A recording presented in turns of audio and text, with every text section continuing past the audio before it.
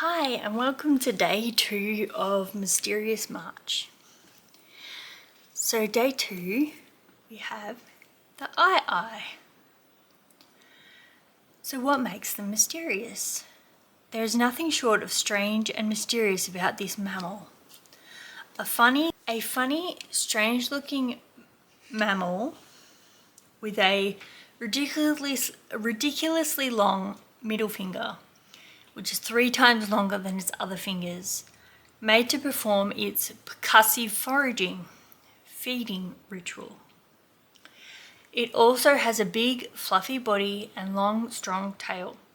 Its incisor teeth are always growing, which are its 2 front teeth, which you can't really see in this video, but they're in this photo, but they're just here. They've got like rodent-like rat teeth, but they're not rodents. It has large reflective eyes for seeing at night, as it is nocturnal.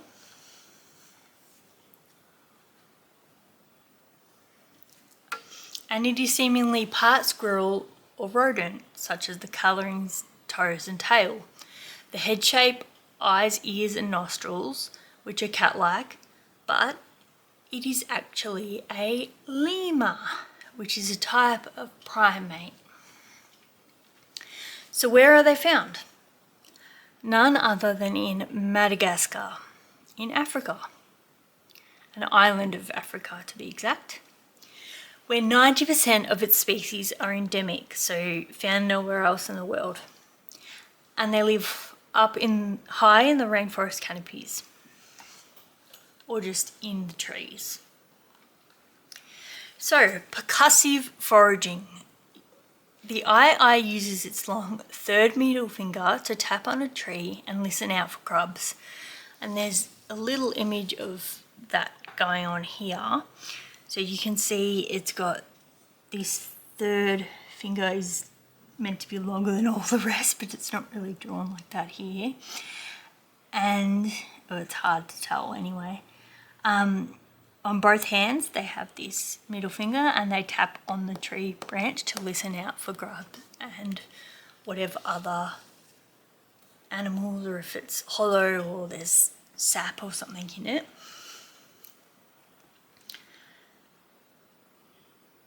And they tap for grubs, which is their favourite food. It will then chew a hole using its rodent-like incisors and use its middle finger again to spear the grub out of the tree, as it's showing in here. Or scoop out sap or tree pulp. The only other animal in the world that does this is the woodpecker, but they don't have a middle finger.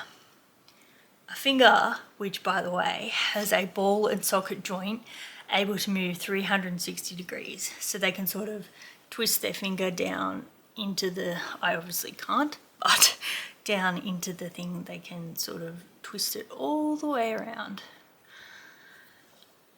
down into the hole in the tree and scoop out that bug or spear that bug.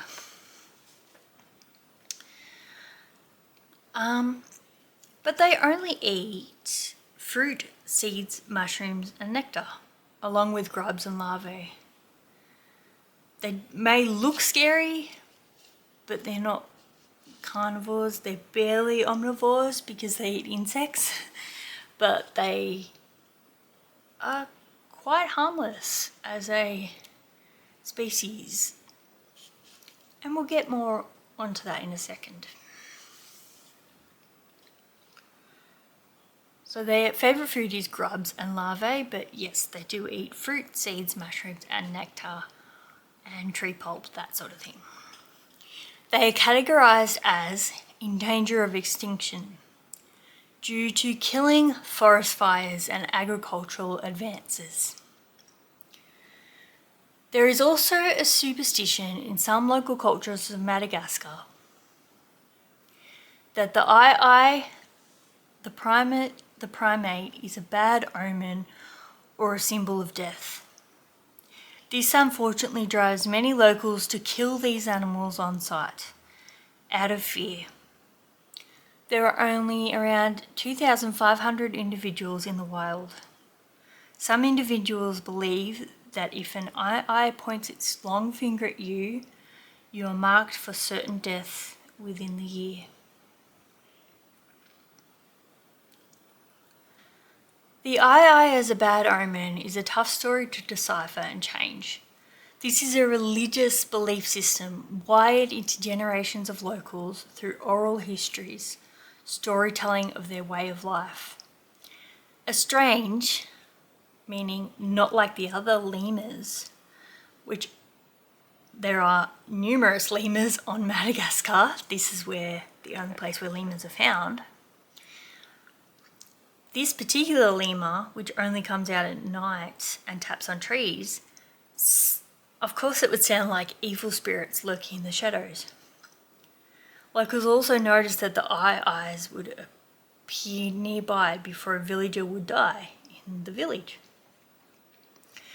So the sight of this animal became certain death. Look, it is a long story and I don't have time to go through it all today, but I hope you can see why these guys made it onto this month's Mysterious March.